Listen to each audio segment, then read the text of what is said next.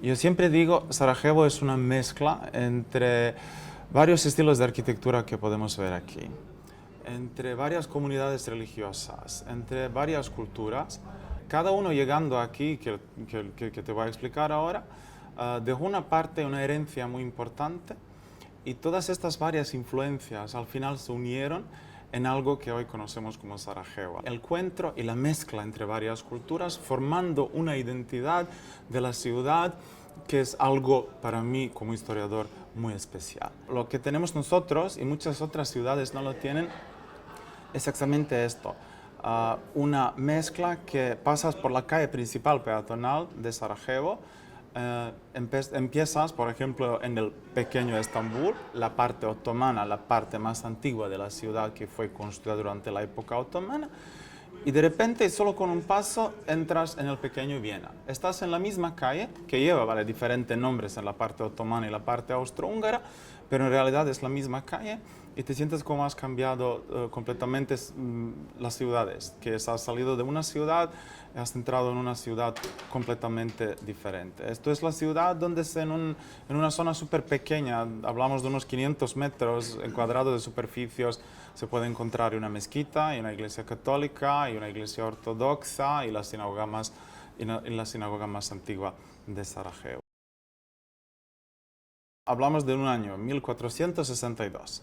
Este es el año que se considera oficialmente como año de la fundación de la ciudad, porque tenemos un documento de un militar otomano, de un bey otomano, Isa Bey, que en el año 1462, en lugar de estos pueblos medievales, en el Valle de Río, está dando dinero para la construcción de una residencia, de un palacio, y de varios lugares que luego van a formar como el mercado, la parte económica de la ciudad. Estamos en el año 1462, cuando más o menos empieza una campaña militar enorme del Imperio Otomano, que después de la conquista de Constantinopla llegaron aquí conquistando los Balcanes y varias regiones de los Balcanes, finalmente el reino bosnio. Oficialmente se considera el año 1463, cuando ejecutaron el último rey bosnio, como el momento cuando Bosnia fue completamente conquistada, no completamente, pero la parte más grande conquistada, y cuando Bosnia, ahora como una provincia del mismo nombre, entró en el Imperio Otomano.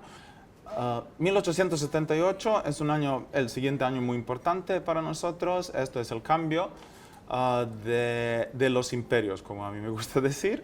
De repente, ya después de tantas guerras, Imperio Otomano ya no tiene poder como desde el siglo XVI. 1878 pasa un congreso, una conferencia en Berlín de estos poderes, estos países muy potentes de Alemania, del Imperio Alemán, Imperio Ruso, los franceses, los ingleses, que tomaron decisión dejar o dar derecho al Imperio Austrohúngaro, que entra con sus militares en Bosnia y ocupa el territorio de Bosnia y Herzegovina. Yo siempre digo, los sarajevitas y bosnios en total, da igual ahora de religión y estos serbios, croatas, bosniacos y todo el rollo que tenemos aquí, nos adaptamos muy rápido. Nos adaptamos y aceptamos.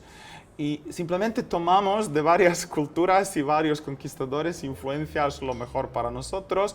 Es decir, en Sarajevo es muy normal tener una baklava y luego un Apfelstrudel, este postre de manzana, una cerveza. Nuestra cervecería es de 1864, que es todavía el Imperio Otomano.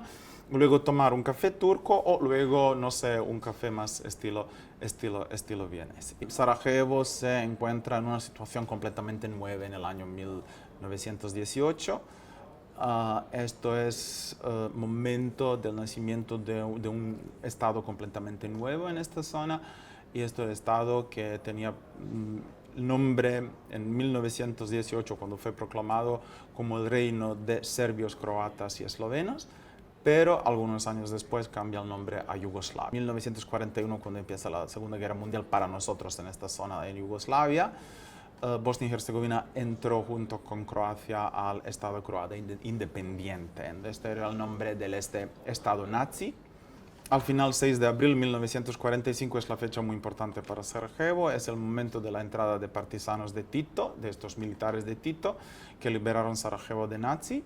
Y ahora empieza el desarrollo más importante de la ciudad, porque hasta la Segunda Guerra Mundial hablamos de una ciudad de 60.000 de habitantes, que tiene esa parte turca, la parte otomana, la parte austrohúngara, pero ya empieza el periodo de Yugoslavia del Tito, Yugoslavia socialista, y yo tengo que decir, y muchos sarajevitas lo van a decir, que esto era la época muy importante, un desarrollo enorme, porque se construye muchas carreteras, partes de Sarajevo, toda la parte nueva. El cambio más importante en el periodo de Yugoslavia socialista es que de una ciudad de 60.000 de habitantes, al final, al 1991, Sarajevo es la ciudad de 600.000 de habitantes. Como Sarajevo se formó como una ciudad bastante libre, con varias influencias, al final formó gente y sarajevitas que son bastante fuertes, porque yo siempre digo, durante la guerra fue muy importante defenderse y todo,